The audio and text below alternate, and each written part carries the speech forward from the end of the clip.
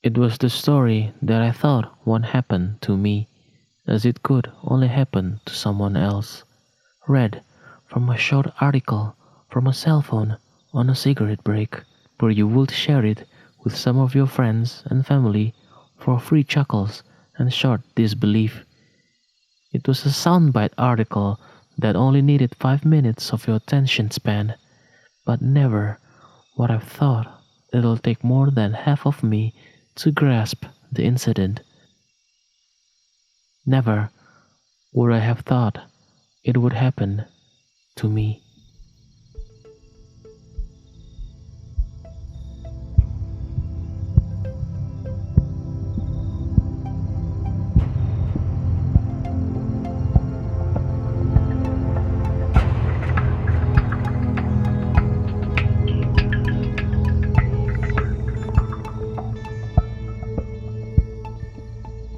It was like any weekend. Me and my friends would save money for a road trip for every 3 or 4 months.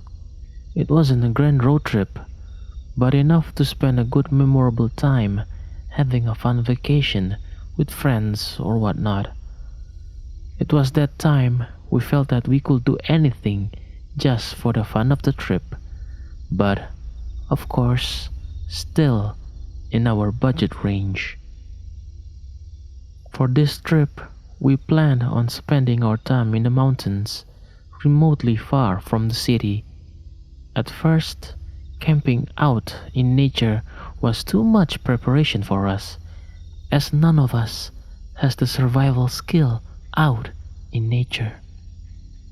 So, a motel would do, and as I said, when I meant we were doing things for the fun of it in our budget range, we really meant it by searching a motel as we go on the trip.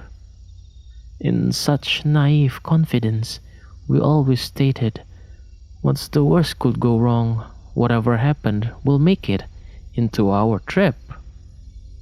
We should have made a better motto. We chose the middle days of the month for our trip, as it was the ideal day to have empty roads and motels. We chipped in for the food and gas. One of us brought the car. And that is all, as far as the plan goes. Late at night, before the road trip begins, we just started to gather the provisions and load ourselves with energy drink. Just as the midnight comes, we gather to the carpool and drive away into the night.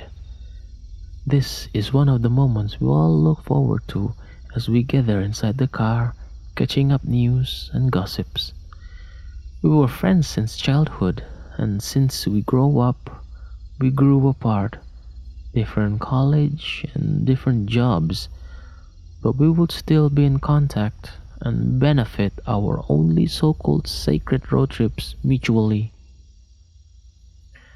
Hours pass by. The backseat guys have fallen asleep, and as for the front seat, we just stare on the road as we finish any topic imaginable to discuss. There's 4 of us in the car that night, and as weird as can be, I am the only one who's actually, socially, not close to the 3 other guys. They could get in touch from time to time while I obliviously just passes the group chat. But when it's time for the road trip, it's my time to reply, let's go. I guess they needed that one guy who doesn't say much, but even out the group. The driver turned off the AC and opened the window as he was going to have a smoke. The night wind was cool, indicating we're already on highlands and close to the destination. The silence complements the scenery. There was not a lot to see at night though, as the car swerved sharply from turns to turns. We could almost see we're on the edge of the cliff, and I guess the darkness helps to conceal the gut-wrenching edge of the cliff. I wanted to ask where we would stay for the night, but I'm afraid it would spoil the atmosphere of the night. Then, somehow, out of sheer random decisions, the driver stopped at a motel that seems to be closed for business. "This is it," he said. "This is it, man. Let's spend the night here. Wake up, you two." I was surprised to what kind of decisions that would lead to this motel. There's no such thing as closed motel. If it looks closed, it's cheaper. That argument alone got me. So, without any more disagreements, we all went out from the car and unpacked our bags from the car baggage and straight went to the motel lobby. There was no one there. The lobby light was all turned off, as the only illuminations are from the street lightings. I could see a glass door of a mini fridge that reflects some sort of big and heavy object beneath the counter. Then my friends shouted out and bells the lobby bell. That object suddenly moves and slowly stands up. Oh, it's the motel attendant, looking annoyed with his eyes hurting from the light. He turns on the desk light and asks for how many people. I couldn't help myself but wander around the lobby. It was dark and few lights turned off. It seemed it was turned off strategically to conserve the electric bills, I guess. As I walked to the waiting lounge and to the hall, as I got closer to the wall-to-wall carpeting, I could almost see the litter scattered all over the floor. Those visible white spots that I don't want to know of are scrambled all over the floor. And as I looked closer again, I could see the ragged patch of the carpet. Then I startled as I noticed this frayed plot of carpet are everywhere. I couldn't believe it. This will be the cheapest motel we've ever encountered.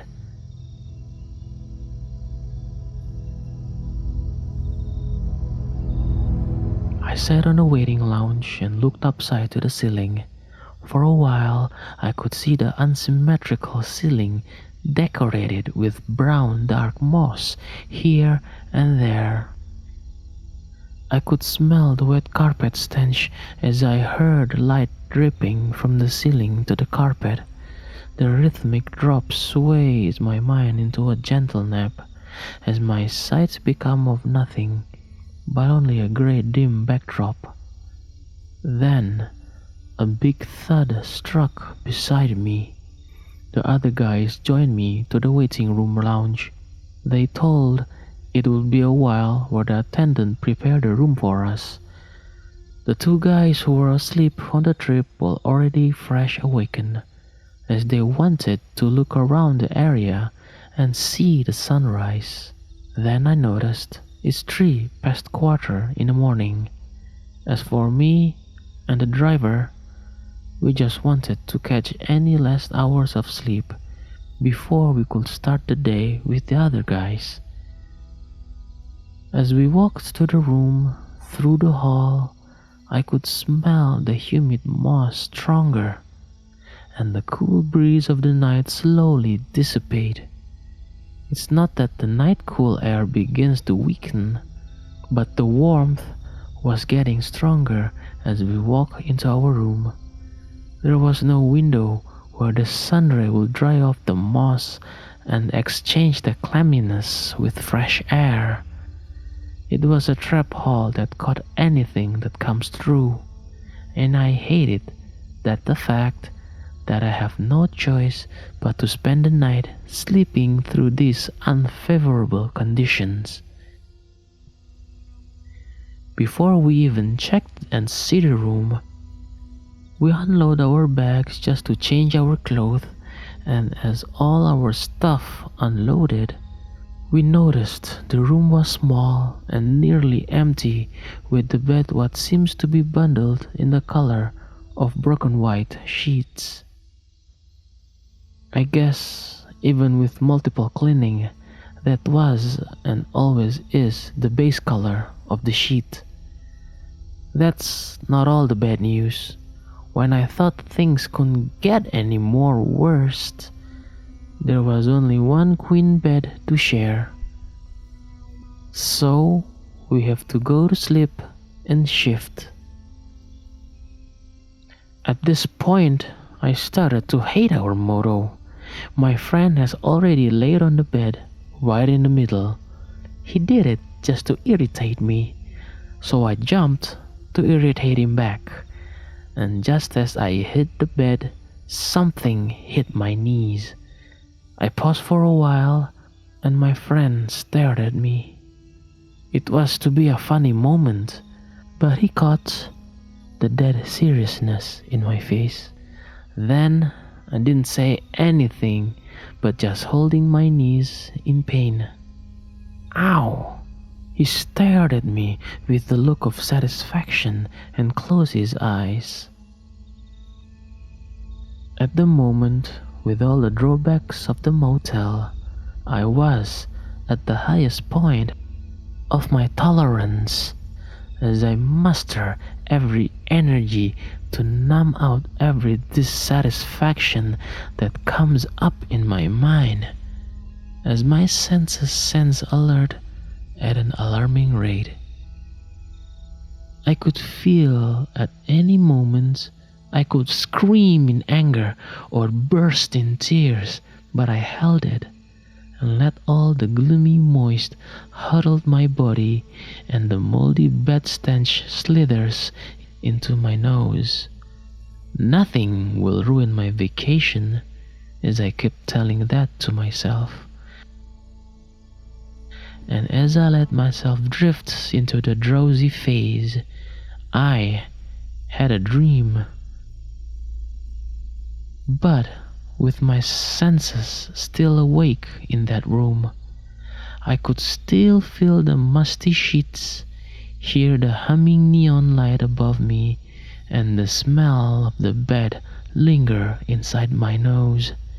In that dream, without any leading story, as I fall slowly into sleep, suddenly I was grabbed by a figure behind me. All I could see was this putrefying hand clenched so hard at me until I almost couldn't breathe. And gradually, I could sense something getting close. It breathes on my neck, then a face protruding in the corner of my eye. I couldn't see it clearly though, but all I could see was the eyes, so close to mine. I could see the veins in its eyeballs, streaks of strong red scratching its eyes in anger. I could feel the aggravating breath as it puffs on the backside of my neck. Feel my goosebumps hardens for every breath it lands on my skin. I wanted to scream so bad. I could open my mouth, and as I inhale every ounce of air to shout, its hand suddenly closed my mouth as it gripped so hard, gripping my cheeks as it could tear at any moment. What is this dream meant? Surprisingly, how does this question comes into my mind? I knew I was in a dream. I was awake 5 minutes not long ago, and as I drift into sleep, this thing grabbed me. Is this what death represents itself? Did something horrible happen when I immediately fall into sleep? Then I grasp for air and wake up. The two other guys are already in the room. They looked very surprised as I woke up in confusion and distress. They calmed me and asked, "What's the matter?" What I told them next is that I regretted the road trip as more and more inconvenience hit on us, and as my conscience couldn't take it anymore, it manifested into a scary figure that wanted to kill me. At first, I felt bad that I've said that. I could potentially ruin this road trip and maybe our friendship. This could reveal my inner feelings about the past road trip we had. I'm afraid that I was accused of pretending this whole trip. Then they look at me, taken aback. They look at each other and laughed out loud. "We know. That's what we aim to do. Trip after trip we deliberately choose the worst kind. But remember our motto, man. We'll make it our trip." Then the sigh of relief went out of my chest. Yes, I forgot. This is what we do. This is our way to release the stress, by making any kind of trip into our memorable vacation, for better or for worse. How could I have forgotten about that? Then I smiled too and laughed. Not long after, our friend who was dozed woke up too. He looked at us with a grin, telling us all to be quiet. The two guys who haven't slept told us it was their time to sleep. I told them sincerely I needed more sleep. It wasn't enough as the nightmare haunts me. It wasn't about the guilty conscience though. It was hardly about the state of my mind. It was about the bed.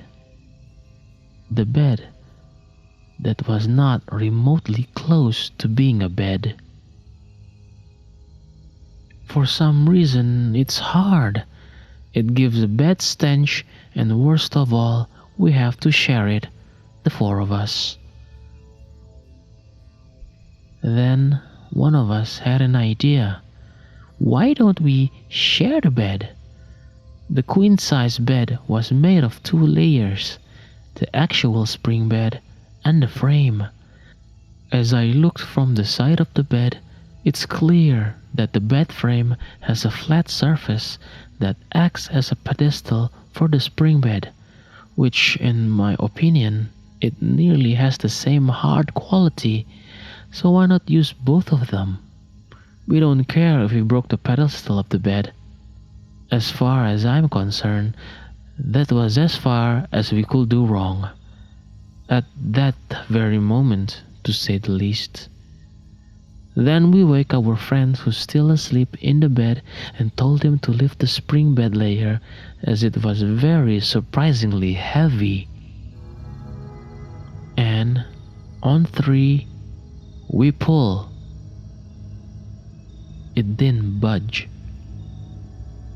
Then we pull again, this time with more strength. Then it budged a little.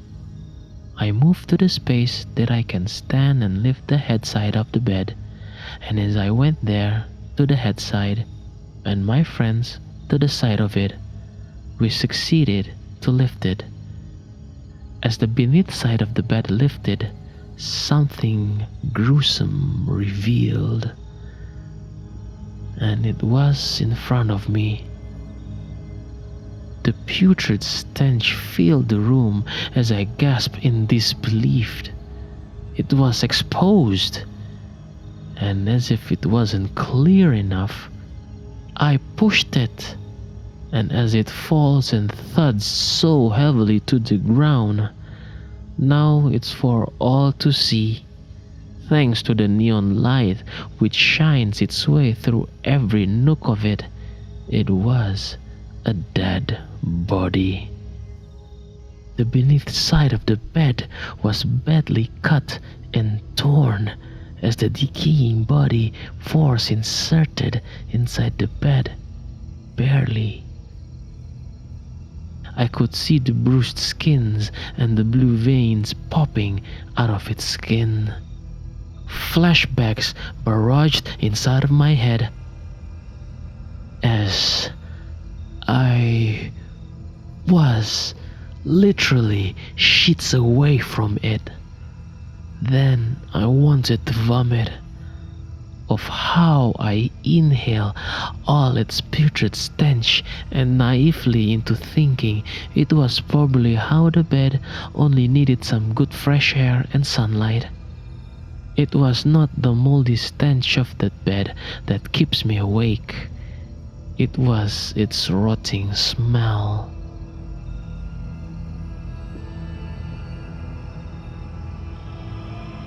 The dream wasn't of guilt. It was my senses telling there was something wrong beneath. In a short period of time, I was amazed at how my subconscious warned me about the body, how the discerning presence leered unto me, and all those discomforting feelings telling me, chasing me into my dream, only to tell something was odd. Something was under the bed.